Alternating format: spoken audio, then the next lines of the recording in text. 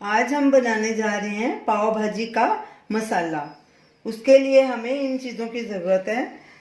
साबुत धनिया 3 टेबलस्पून, जीरा 2 टेबलस्पून, सौंफ 1 टेबलस्पून, काली मिर्च साबुत ½ टीस्पून, दालचीनी साबुत 2 इंच का टुकड़ा, 25 लौंग के दाने, 2 मोटी इलायची उसको हमने क्रश कर लिया, 3 बे लीफ, 1 टेबलस्पून अमचूर पाउडर, 1 टेबलस्पून कश्मीरी लाल मिर्च पाउडर, 2 टेबलस्पून देगी मिर्च पाउडर, 1 टीस्पून हल्दी पाउडर। सबसे पहले हम सारे खड़े मसालों को ड्राई रोस्ट करेंगे। गैस चलाएंगे, गैस को बिल्कुल सिम पे करेंगे।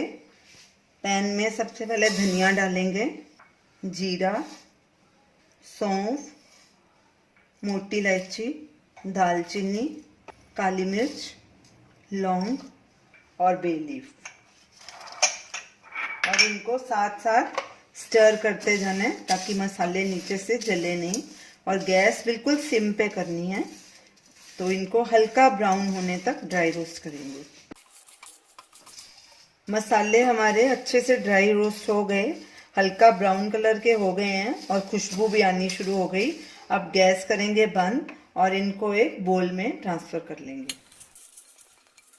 मसालों को पूरी तरह से ठंडा करेंगे, फिर इनको ग्राइंड करके फाइन पाउडर बना लेंगे। मसाले ठंडे हो चुके हैं, अब इनको ग्राइंड करेंगे और फाइन पाउडर बना लेंगे। इन सब चीजों को ग्राइंडर में डाल लेंगे। ये जो हमारे पिसे हुए मसाले हैं इनको भी मिक्स कर देंगे। कश्मीरी लाल मिर्च,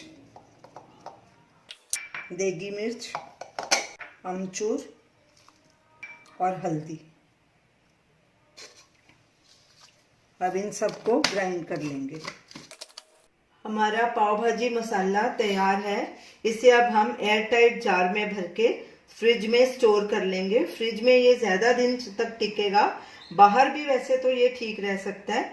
तो आप जब भी अभी पाव भाजी बनाएं तो ऐसे ही मसाला तैयार करके घर का होममेड मसाला यूज करिए और हमें अपना फीडबैक दीजिए कि आपको ये हमारा मसाला कैसे लगा। इसे जरूर ट्राई कीजिए। हमारी वीडियो को शेयर कीजिए, हमारे चैनल को सब्सक्राइब कीजिए। Thanks for watching.